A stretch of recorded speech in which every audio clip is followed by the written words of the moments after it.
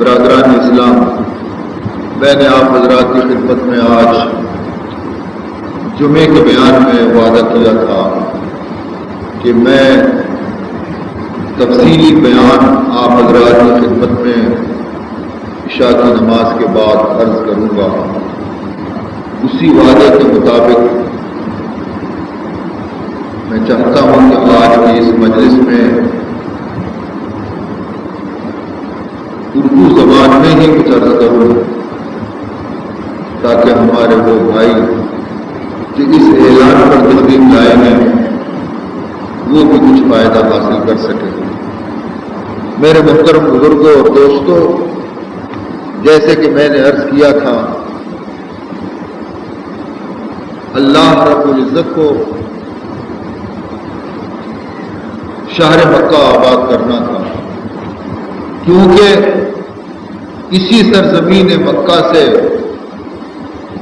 اپنے پیارے نبی محمد مصطفیٰ صلی اللہ علیہ وسلم پیدا کرنا، دنیا میں مبعوث کرنا تھا۔ تو اس کے لیے یہ سارے انتظامات کیے گئے، یہ سارے بندوبست کیے گئے۔ جیسے کہ آپ حضرات نے سن لیا، حضرت ابراہیم علیہ نبینا علیہ الصلوۃ والسلام اپنے پیارے بیٹے اسماعیل کو ان کی والدہ کے ساتھ مکہ معظمہ میں چھوڑ کے چلے گئے، اور اللہ تعالیٰ نے اپنے فضل و کرم سے وہاں آب زمزم کا چشمہ پیدا کیا، جو ان کے لیے خوراک بھی تھا، غذا کا بھی کام دیتا تھا، پیاس بھی بجھاتا تھا، علاج کے لیے بھی مفید تھا۔ میرے محترم بزرگوں اور دوستوں، حضرت ابراہیم علیہ السلام کے دل سے پوچھو کہ ان اپنے بچوں کو چھوڑ کر جانے کے بعد تمہاری کیفیت کیا تھی؟ وہ یہ جانتا تھا کہ یہاں کچھ بھی نہیں ہے، سرزمین مکہ میں سوائے پہاڑی کے کوئی چیز نہیں، وہ جانتا تھا۔ اسی لیے ذرا ان کی نظر سے ہٹ کر مسئلے پہ جا کر اب اللہ کے حضور میں دعا مانگتے ہیں۔ کیا دعا مانگتے ہیں؟ ربنا انی اسکنت من ذریتی، اے میرے پروردگار، میں اپنی اولاد کو ایک ایسی جگہ پہ چھوڑ کے جا رہا ہوں، مستقل طور پر ایک ایسی جگہ چھوڑ کے جا رہا ہوں کہ بواد غیر ذی زرع، ایک ایسے چٹیل میدان میں چھوڑ کے جا رہا ہوں جہاں کھیتی کا نام و نشان نہیں، جہاں نہ کھیتی ہے، نہ زراعت ہے، نہ پانی ہے، کچھ بھی نہیں، نہ آبادی ہے، تیرے نام پہ چھوڑ کے جا رہا ہوں، عند بیتک المحرم، البتہ تیرا مقدس گھر اس مقام پہ ضرور ہے، اور اسی گھر کے لیے سب کچھ ہو رہا ہے، میں اس کے پڑوس میں چھوڑ کے جا رہا ہوں۔ ربنا لیقیموا الصلاۃ، اے اللہ میری اولاد کو پابند نماز بنا، سبحان اللہ۔ ربنا لیقیموا الصلاۃ، اے پیرے پروردگار ان کو نماز کا پابند بنا دے۔ مولا اس مقام کو ایک ایسی کشش عنایت فرما، اس جگہ کو ایسی کشش عنایت فرما تاکہ دور و دراز کے لوگ اس کی طرف دوڑ دوڑ کے چلے آئیں۔ فَاجْعَلْ أَفْئِدَةً مِّنَ النَّاسِ تَهْوِي إِلَيْهِمْ، مولا لوگوں کے دلوں کے اندر اس جگہ کی اتنی محبت پیدا فرما، آج جو جگہ ویران نظر آتا ہے وہ اتنی آباد ہو جائے کہ دنیا بھر کے لوگ وہاں پہنچ جائیں. آج یہاں کھانے کے لیے کچھ بھی نہیں. مولا وارزقہم من الثمرات لعلہم یشکرون. اے اللہ ان کو اتنا رزق دے دے، اتنا رزق دے دے کہ دنیا بھر میں کوئی چیز موجود نہ ہو مگر یہاں موجود ہو. ان کو فراوانی رزق عطا فرما تاکہ یہ تیرا شکر ادا کریں. عزیزان محترم، ابراہیم علیہ السلام دعا مانگ کے چلے گئے. عزیزان محترم، دعائے خلیل قبول. جیسے میں نے جمعے کی تقریر میں عرض کیا تھا کہ قبیلے بنی جرہم کے لوگ آ کر یہاں آباد ہو گئے. پانی کو دیکھ کر کے سب آ کے آباد ہو گئے. مکان بنایا، جھونپڑیاں بنائیں، رہنے لگے. انہی کے اندر حضرت اسماعیل علیہ السلام پرورش پا کے بڑے ہوئے. عزیزان محترم، والد بزرگوار دیکھنے کے لیے آیا کرتے تھے. اپنے بیٹے کو ایک نظر دیکھ کے کھڑے کھڑے واپس جاتے تھے. بیٹھنے کا حکم نہیں تھا، کھانے پینے کا حکم نہیں تھا، ایک نظر دیکھ کے واپس چلے آؤ. عزیزان محترم، اب بیٹا ذرا کچھ اچھلنے کودنے لگا. بیٹا جب اس قابل ہوا کہ باپ کی نظروں کی ٹھنڈک بنے، 8-9 برس کی عمر کو پہنچ گیا. اس سے بھی زیادہ سخت امتحان آ گیا ابراہیم علیہ السلام کو. کون سا امتحان؟ اللہ تبارک و تعالیٰ نے ابراہیم علیہ السلام کو خواب کے اندر ایک حکم دیا. خواب کے اندر ایک حکم دیا اپنے نبی کو. کیا حکم دیا؟ جس کو حضرت ابراہیم علیہ السلام خود آ کر کے اپنے فرزند سے بیان کرتے ہیں. خواب میں حکم ملتا ہے کہ اے ابراہیم، جو چیز تمہاری سب سے پیاری چیز ہو، تمہارے دل کے اندر میرے بعد جو چیز زیادہ محبوب ہو اسے میرے نام پہ قربان کر. سبحان اللہ. جو چیز زیادہ محبوب ہو اپنے دل کو ٹٹول کے دیکھ کے میرے بعد تمہیں کون سی چیز محبوب ہے اسے میرے نام پہ قربان کر. حضرت ابراہیم علیہ السلام نے 100 اونٹ صبح کو قربان کر دیے، اللہ کے حضور میں قربانی میں پیش کیے. لیکن دوسری رات پھر خواب نظر آیا کہ اے ابراہیم، کیوں قربانی نہیں دیتے؟ کیوں قربانی نہیں دیتے؟ میں نے محبوب چیز کی قربانی کا حکم دیا تھا. دوسرے دن پھر 100 اونٹ قربان کیے کہ اونٹ سے بڑھ کر پیاری مال میں پیارا مال اور کوئی نہیں. 100 اونٹ کی قربانی اور دے دی. مگر دوسری رات پھر یہ خواب نظر آیا کہ اے ابراہیم، تو کیوں ہمارے حکم کی تعمیل نہیں کرتا؟ ذرا دل کو ٹٹول کے دیکھ کہ تمہیں سب سے محبوب کون ہے. اب سمجھ گئے، اب سمجھ گئے کہ اللہ کی مرضی کیا ہے.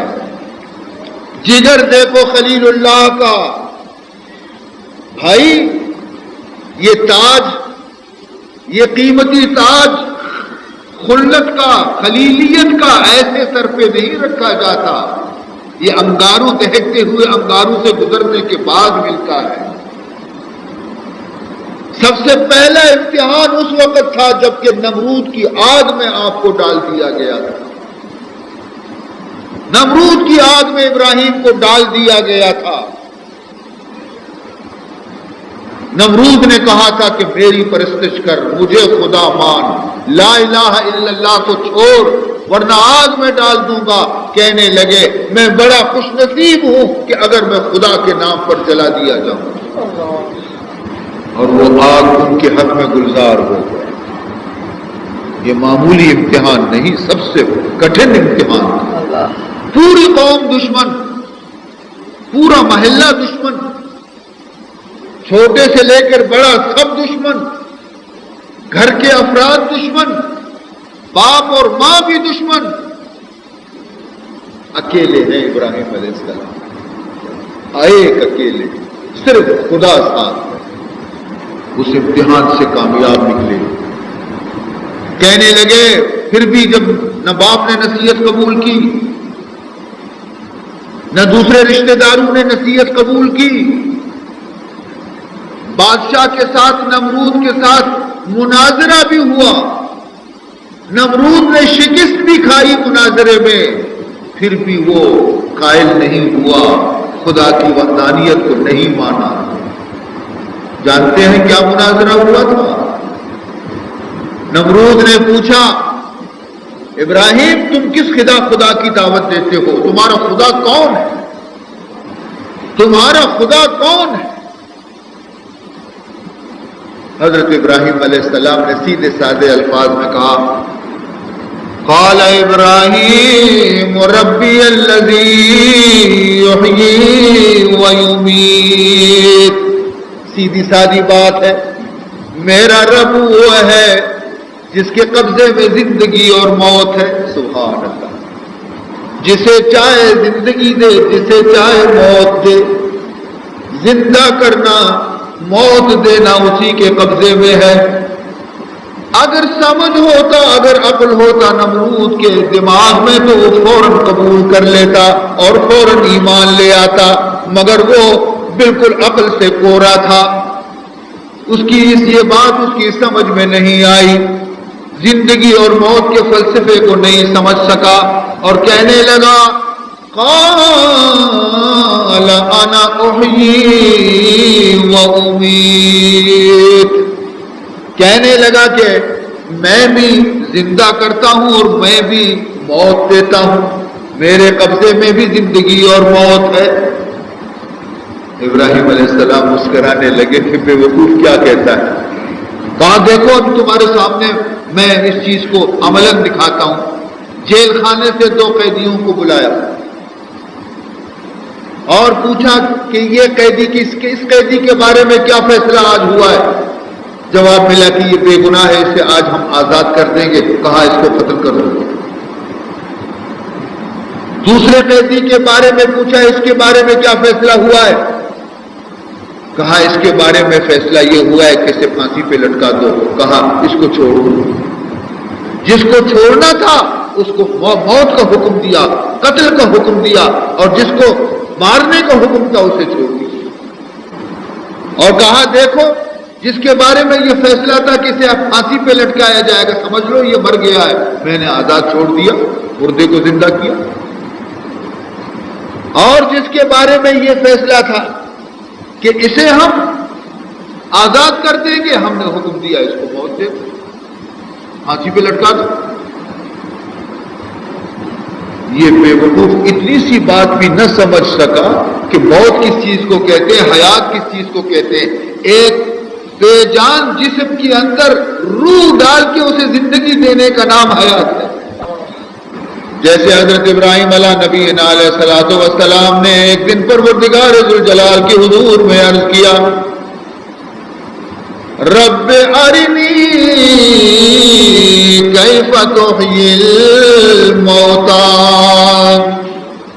ابراہیم علیہ السلام نے عرض کیا میرے مولا کریم میری آنکھوں کے سامنے مجھے دکھا دے کہ آپ مردوں کو کس طرح زندہ کرتے ہیں۔ رب ارنی کیف تحیی الموتى، اے میرے مولا آپ مجھے میرے سامنے مردوں کو زندہ کر کے بتا دیجئے۔ مولا پوچھتے ہیں قال اولم تؤمن، قال اولم تؤمن، اے میرے خلیل، اے میرے ابراہیم، اے میرے نبی، کیا تم کو یقین نہیں آتا کہ میں مردوں کو زندہ کر سکتا ہوں؟ کیا تمہیں یقین نہیں؟ قال بلا، کہنے لگے بے شک مجھے تو یقین حاصل ہے کہ آپ مردوں کو زندہ کرتے ہیں، لیکن میں چاہتا ہوں میرے یقین میں اضافہ ہو جائے۔ یہ علم الیقین ہے، میں بدرجہ عین الیقین کے پہنچ جاؤں۔ علم الیقین تو حاصل ہے مجھے، آپ نے فرمایا میں نے یقین کیا، اب چاہتا ہوں آنکھوں سے دیکھوں تاکہ عین الیقین ہو جائے۔ قال فخذ أربعة من الطير، فرمایا اچھا میرے ابراہیم 4 پرندے لے لو۔ سبحان اللہ، 4 پرندے لے لو، چاروں پرندوں کو اپنے سے عادی بنا لو، ہلا لو کہ تمہاری آواز سن کر کے وہ دوڑ دوڑ کے تمہارے ہاتھ پہ بیٹھیں، ان کو اس طرح اپنے ساتھ عادی بنا لو، ہلا لو اپنے ساتھ تاکہ تمہاری آواز پہ آ جائے، کچھ دن اس طرح ان کے ساتھ گزارا کر لو، جب یہ تمہاری آواز سن کے جہاں بھی ہوں گے دوڑ کے آ کے تمہارے ہاتھ پہ بیٹھیں، پھر مجھ سے بات کرو۔ جب یہ سارا مسئلہ ختم ہو گیا، اللہ رب العزت نے فرمایا قال فسرهن، جب تم نے اس کو اچھی طرح سے اپنے ساتھ ہلا لیا تو پھر ان کو قتل کر دو، ان کو ٹکڑے ٹکڑے کر دو، گردن الگ کر دو، بازو الگ کر دو، ٹانگیں الگ کر دو، ان سارے پرندوں کو مکس کر دو، طوطے کو چڑیے سے ملاؤ، چڑیے کو طوطے سے ملاؤ، ہر ایک کو ایک ایک جگہ، مور کو اس کے ساتھ ملاؤ، بس ان کے مکس کر کے پھر ہر ایک ٹکڑا چھوٹا چھوٹا ٹکڑا دونوں ہر ایک میں سے لے کر کے ایک ایک جبل پہ رکھ دو، پہاڑی پہ رکھ دو، کچھ اس پر کچھ اس پر کچھ اس پر کچھ اس پر، ثم ادعوهن، سبحان اللہ۔ اور اے ابراہیم جس طرح یہ پرندے زندہ تھے تم انہیں بلاتے تھے، تب پکارتے تھے، تمہاری پکار سن کے وہ آتے تھے نا، اسی طرح ان گوشت کے ٹکڑوں کو بھی بلا لو، تو آنکھوں کے ساتھ دیکھا تو مردہ اس طرح زندہ کرتے ہیں پروردگار ذوالجلال۔ علاوہ